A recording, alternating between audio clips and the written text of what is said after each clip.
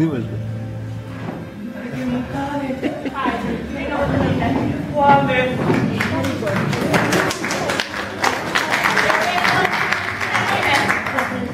Ce-și gura, Ioane?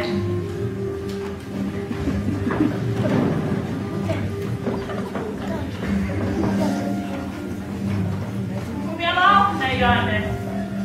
Prost, e bine. Și cum ai fugit de acolo? S-a făcut la mine mai Domnului. Ce zice? De cum că Ioane, când ajunge la fântâna de fructial, să pui perechile jos. Era frumos și cald.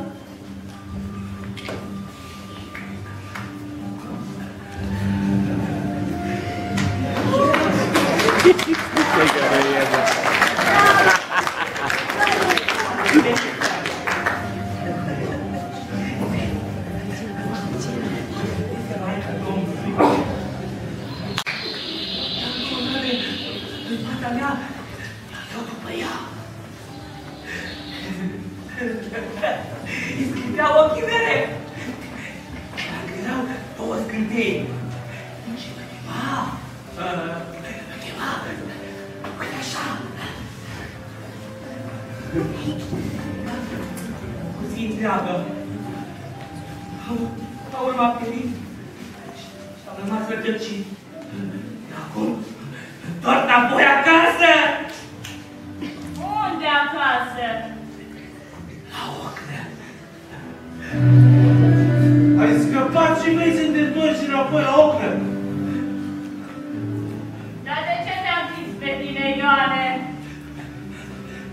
Pentru că am omorât pe Dumitru! Dar tu l-ai omorât! Eu! Ba, nu tu! Ba, eu! Tuturor amnarul și dunealui! Erau la mine! Și apoi ce? Dacă s-o găsi nu le iau tuturul și am merut tot la mine, înseamnă că te-am omorât eu? Ascultă-l pe el, Ioane, tu stai închis degeaba. Și o să scap curând de acolo peste un an. Mai am 11. Da, unul! Ba, 11! Ioan a fost un prost. I-a luat din buzunarul, i-a luat tuturul și amnarul. Dar când i-a luat, Dumitru era mort. Nu! Păi era mort cu fața la pământ. Nu! E mi-a credit de spate! Și le zis, ochii la tine!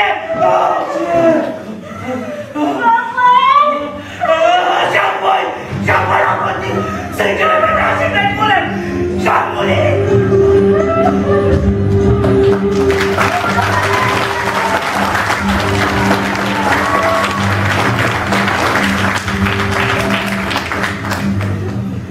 Ce te uite-te la mine? Uite-te la mine! Cum ai gândit în pădure? Spun să nu mă bat! Pentru ce să te bat? Pentru ce să te bat? Omorât pe Dumitru! Merginul lui Dumnezeu înțelege că nu tu! Cine? Spune cine, dragă mine! Nu te băga la altă, lasă-ne în pace! Vrei să spui eu, Ioane? De Ioane, vezi tu? Asta o arăt pe Dumitru! Și tu că nu-i așa? Sunt un prost eu că stau de vorbă! Dă nebun! Da, nebun? Tu!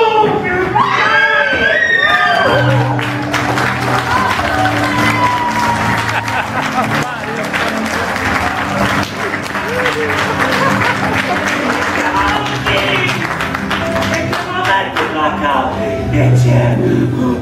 Ce m-a luat mie cum aici înăuntru? Perioare!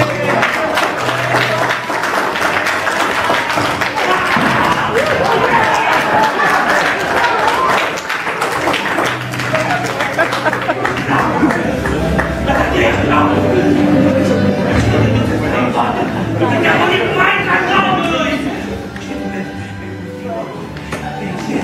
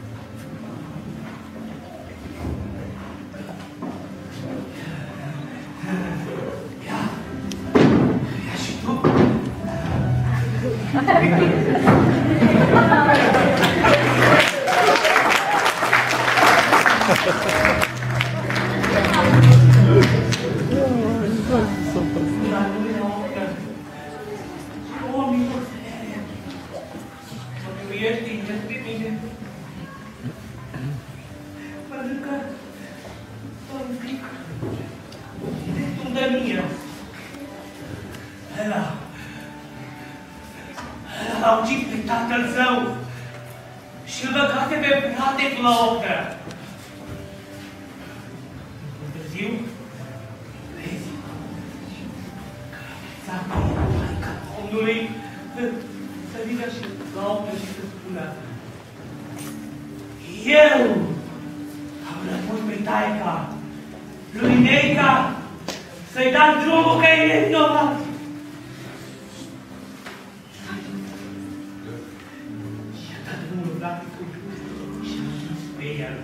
El, apoi, mult târziu, am aflat că frate se umblă să moară.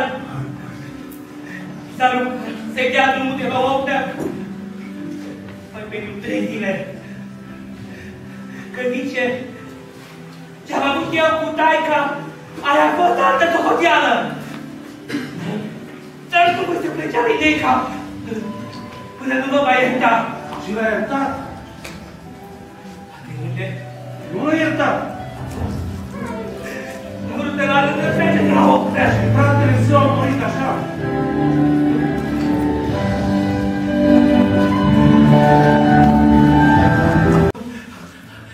Mi-e fric. Oh, mi-e fric.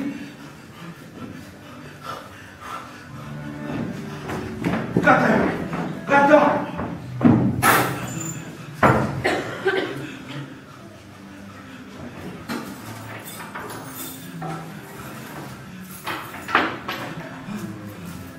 Acum plecăm.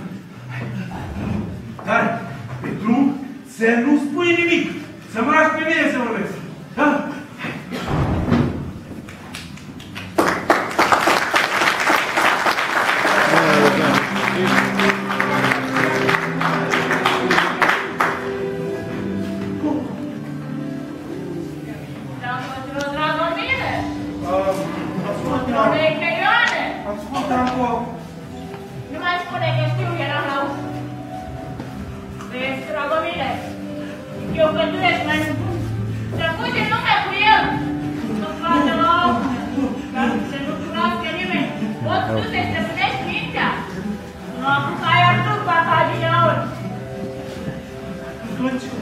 Ce să fac? Să rămâi aici și să țineți și pe el până ne-am gândit la altceva mai cu minte. Dar dacă nu vrea, dacă nu putem ține. Trebuie să putem! Ioane! Ioane! Maica Domnului! Ați fost să spun că eu sunt vinovat ca să nu mai bate! Bate-te capii la cap! Te vei face să ne bun! Uite cum îl bate! Uite cum îi dă la cap pe Ion! O să-i spun numele oasele! Îi pot să-și întească capul lui! Să-i ia de aici! Să-i ia de aici! E plin de sânge! Luați-l de aici! Ioane! Nu! Nu! Nu! Nu puneți mâna! Nu puneți mâna! Ion a murit! Ion merge la Maica Domnului! Nu puneți mâna! Nu! Nu!